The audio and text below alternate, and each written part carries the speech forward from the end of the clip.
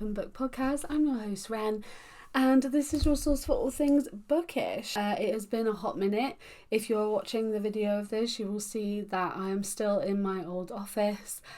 I'm almost moved into the new house. It's been a pretty busy month. Almost moved in, all my bookshelves are all done, but still here just while a few more construction bits are done, and then I will be all moved in. I've also been poorly, and I've also been prepping for surgery and the Eras tour. It's been a busy few weeks, but it is Pride Month, and obviously I make gay content all year round, but I did want to take Pride Month to highlight a few things in the literary world and how those things impacted queer literature, because it is really important to understand the history of certain things and why certain parts of media exist today. And this is what I'm going to talk about today is something which I think is really important and something that I do have quite a big interest in. So today I'm going to talk to you about the Howl Obscenity trial, which is a trial that took place in the 50s, and it involved Allen Ginsberg, his poem Howl. And Allen Ginsberg was one of the Beat Generation poets and authors. So we're going to go into that and talk about the impact that had on queer literature. Before we get into that, if you guys are new here, hello. If you want to come and follow us, if you want to talk all things bookish with us, you can come and follow the podcast. It really helps me out, so you can come and find us on Spotify and come and talk books with us. I also have a YouTube channel where the video versions of these podcasts go, and also other videos as well that talk about books and pop culture. And you can find me on the internet everywhere. Ren Francis Books, RenFrances BOOKS. And come and talk books with us. Mainly gay books. Like I said, I talk about gay stuff all year round. It's important to me. It's part of my life. I just think it's important to be reading as much gay books as possible. So, to be able to have the books that we have today, society has to be in a position where that's accepted, and that's not been the case for a really long time. As much as that absolutely sucks, and it really, really, really does suck that so much is censored, and even now, even today, so much is censored. Books are still being banned, books are still being taken out of schools, books are still being people are still being told they cannot read certain things. So I think it's really important to talk about those banned books and to spread awareness of those banned books and to talk about why people do it and why it's just ridiculous. This is one of the more popular cases of a banned book situation because this actually went to trial. Allen Ginsberg was one of the Beat Generation poets and writers. The Beat Generation I have a very big interest in. If you've followed me for a while, you'll know that my username used to be Ren on the Road. And it was Ren on the Road because of On the Road, the novel by Jack Kerouac, which for a long time was my favourite novel.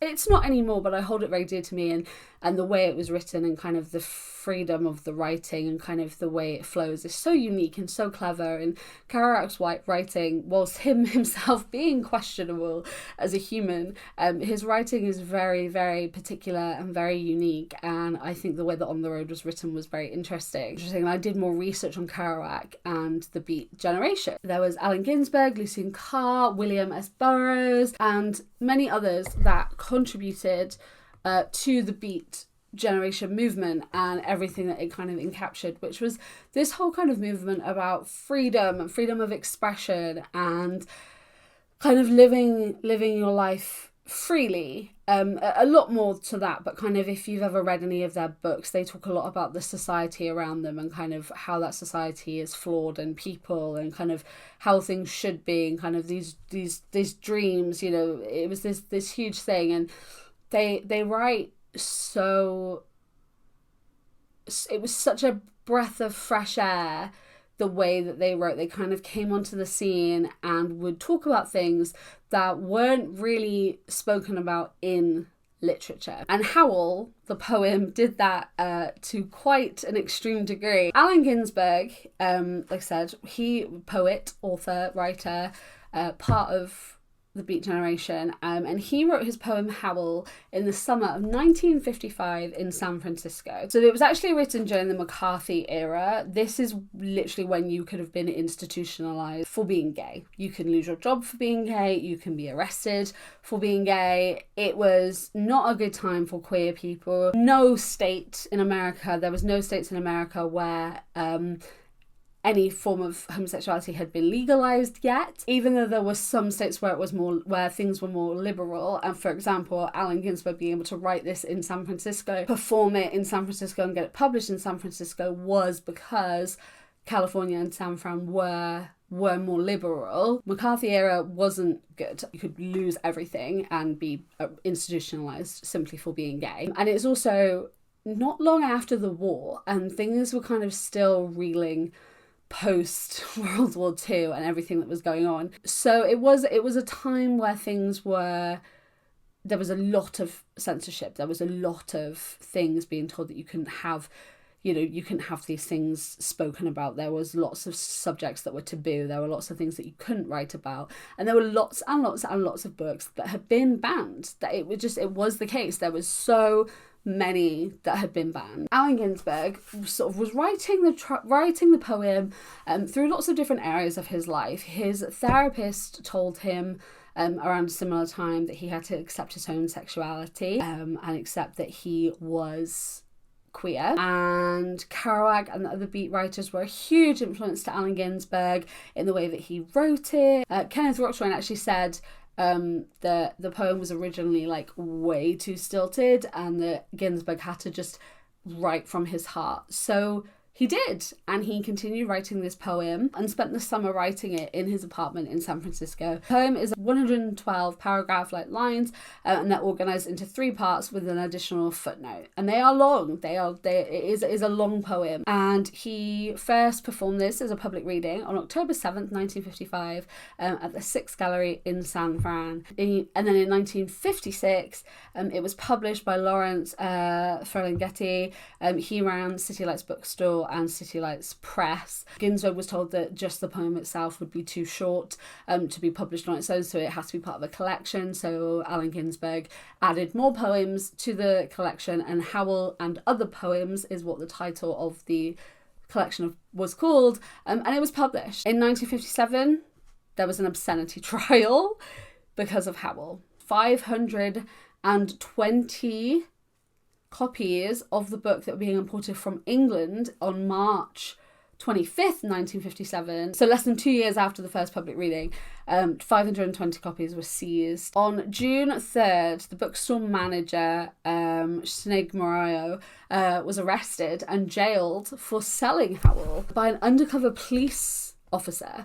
So there had been this massive decision to seize this book, and Lawrence Ferlinghetti, he was then arrested for publishing it. He wanted to take it to trial. So there was an entire obscenity trial. It was one of the biggest trials for literary things at the time. It did garner like national interest. Like it did actually pick up huge national interest. It wasn't just a local San Fran area. There was huge interest everywhere about this trial and what it meant for literature and what it meant for freedom of expression. Howl contains a lot of references to like drug references, sexual references, and not just heterosexual references, homosexual references as well. Customs officials claimed the book was obscene.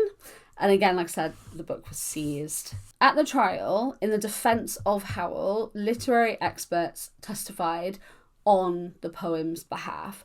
And there was this huge topic of conversation when it came to the Howl trial. People that were deeming it obscene, so the police and everyone that were deeming it obscene, stated that the language used was obscene, the things that were spoken about were obscene. Ginsberg also talks a lot about America as a whole in the poem, and how American society was, and capitalist greed and the corruption in the society. And again, a lot of people didn't like that. They didn't like that was something that was being spoken about, and that was something that was kind of being published and put out there and kind of making people think, and something that made people kind of also, wonder and maybe relate to, because a lot of people were thinking that, and there was a lot of corruption at the time. There was a lot going on.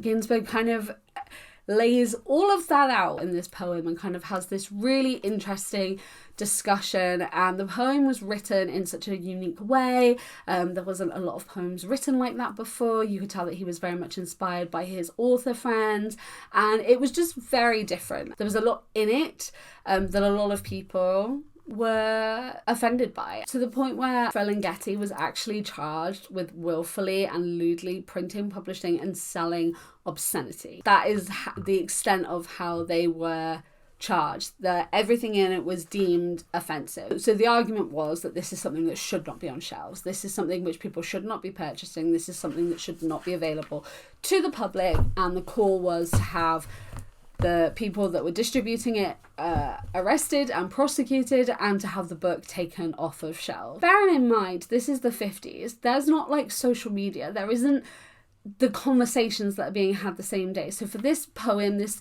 small poem that he read in a place in San Francisco, to reach the level that it reached is genuinely incredible, and it had a massive impact. Howl contains lots of sexual liberation. It tackled the restrictive stereotypes surrounding sexuality. It celebrates people outside of the norm and marginalized people and the ways that people are marginalized.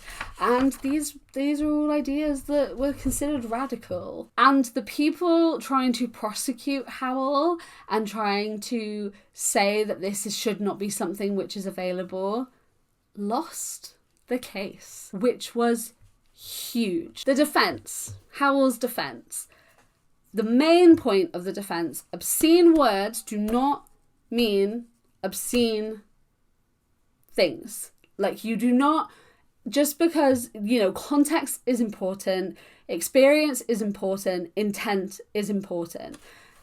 Allen Ginsberg did not write Howl to convert anyone to homosexuality. Allen Ginsberg did not write Howl to make anyone want to riot against capitalist and corrupt America. Allen Ginsberg did not write Howl to make a political point.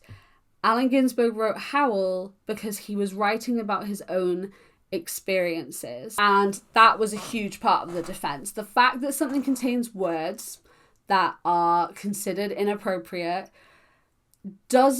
should not mean that the whole thing is inappropriate. It doesn't, just because there might be some like lewd words or obscene words that we would consider, like swear words or reference to something in particular, doesn't mean that shouldn't undermine or change the meaning of the literature itself. Just because a book is writing about homosexuality does not mean that the intent is negative. It does not mean that Allen Ginsberg is trying to tell everybody to be gay. It does not mean that it's being promoted. It's just him writing about his experiences, and that made them win the case. Basically, this conversation about intent and free speech, and why free speech is really important, and it winning was so good because it changed the standard of tolerance for sexual explicitness within the public mindset. So the poem itself, this kind of talking about intent and having this conversation of like what intent means and how that goes in literature, and why something is written rather than just the fact that it's been written, and kind of everything that goes into it. And it also allowed for more expression in literature. It allowed people to talk a lot more about different things within literature, because there wasn't this kind of worry of censorship, and there wasn't this worry of like, people are going to think this because I've mentioned this. It was this open conversation of intent of work, and also why certain things would be written, and the fact that just because they're written in something doesn't mean that someone has this like awful intent behind them. And also it just means that they might be writing about their own experiences, and they're not trying to be like read this and it'll turn you gay, because that's not how things work. That's not how literature works. That's not how things work. No one is writing any queer books to turn anybody gay. They are writing queer books to share queer stories, whether it be their own stories or fictional stories. That's okay. And that's the same, like, books that have like smut in them are not being written to like convert people to a life of pornography. It's just a book that has sex in it. If you don't like it, don't read it. Like, it's not this evil intended thing. It's just literature that's been written to tell a story. No one's writing obscene books to intentionally offend someone's like view if they don't like smut in books. So yeah, it reached a national impact, the win, because people were very intrigued and excited by the concept of free speech winning, because essentially it was free speech, and this conversation of you are allowed that free speech, you know, as well. And just because he's writing about it, like, it's not this thing that can be, you can't penalise someone for writing about something. It also had a massive impact on other books as well. So there were actually a lot of books. So if the people trying to prosecute Howl had won, they had loads of other books that they were going to basically take off the shelves and ban and have other trials for.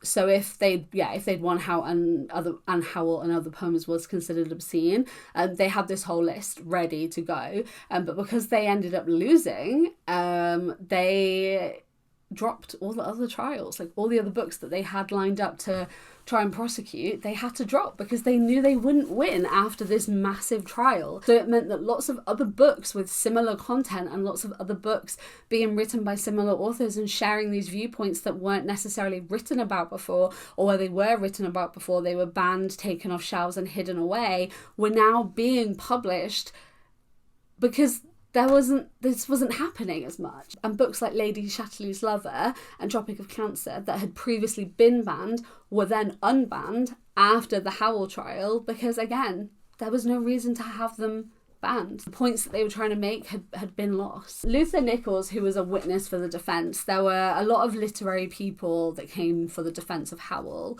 which really helped, because there were people talking about kind of what poetry is, and again, like, intent of the works and that kind of thing, which really helped Howell's defence.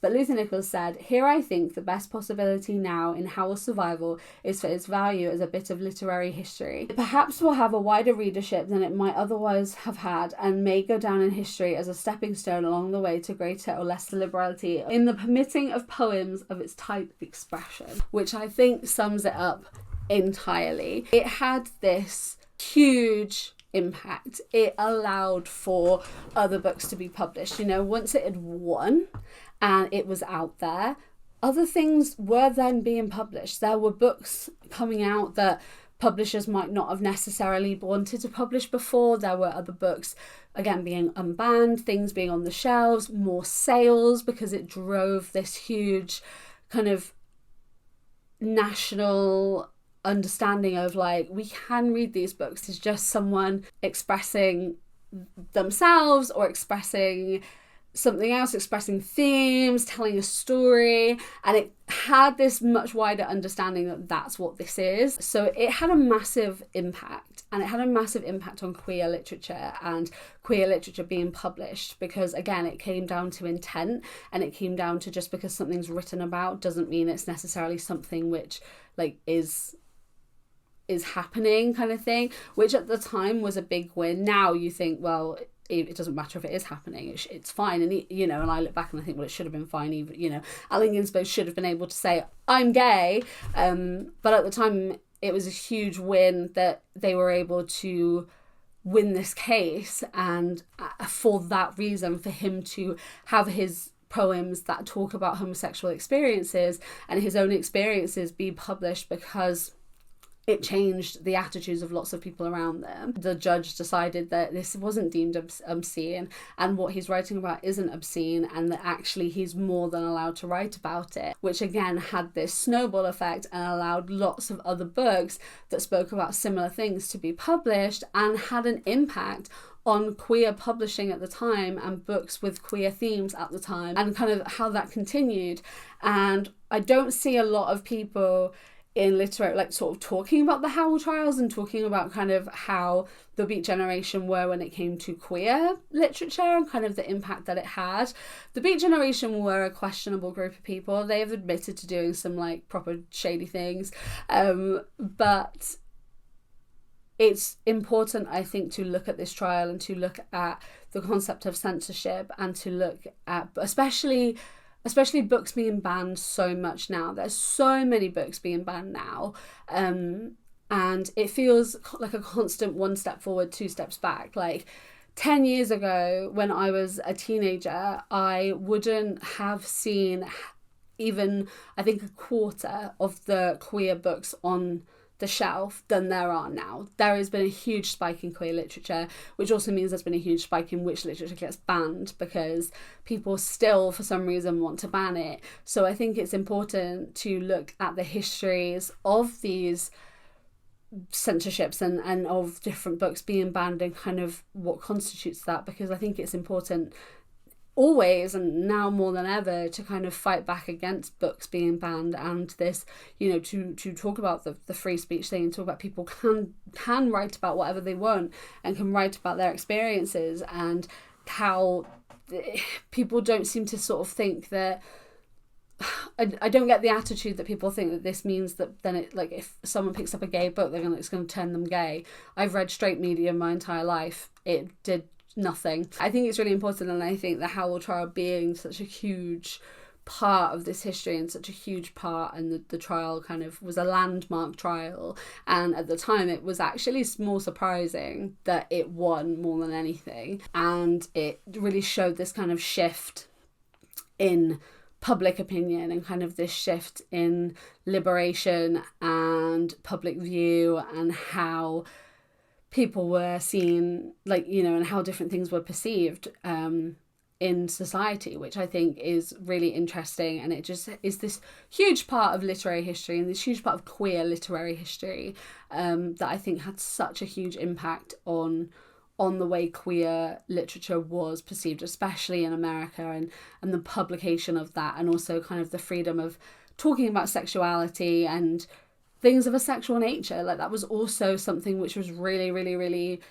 repressed. And I think it's important to be able to talk about sex and stuff in books, because I think if you don't talk about it, it actually causes more harm than good, if the only way people can interact with it is if this is this like secret lewd thing, because it's not. And I think being able to talk about it and it being in more books, especially now, like, I think it's a good thing. It's a good thing for that to be something which is so, you know, like, sexual expression is so good now.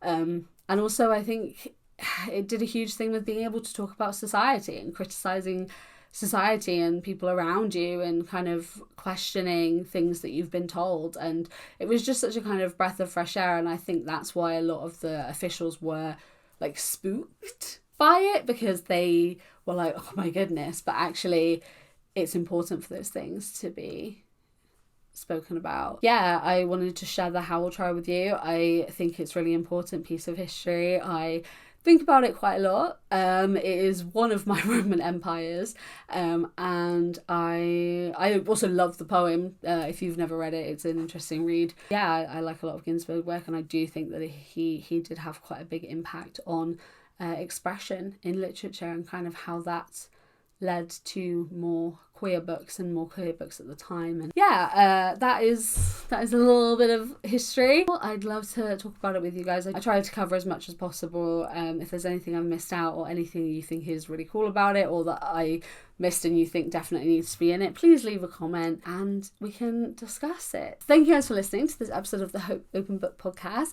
If you want to come and check us out on everywhere, all the other platforms, it really does help me out if you give me a like and a follow on the different platforms. So everything will be in various descriptions, and you can come check us out, follow us, and also come follow me on other social media as well. I hope you guys are doing really, really, really, really well, and I will see you next time. Goodbye.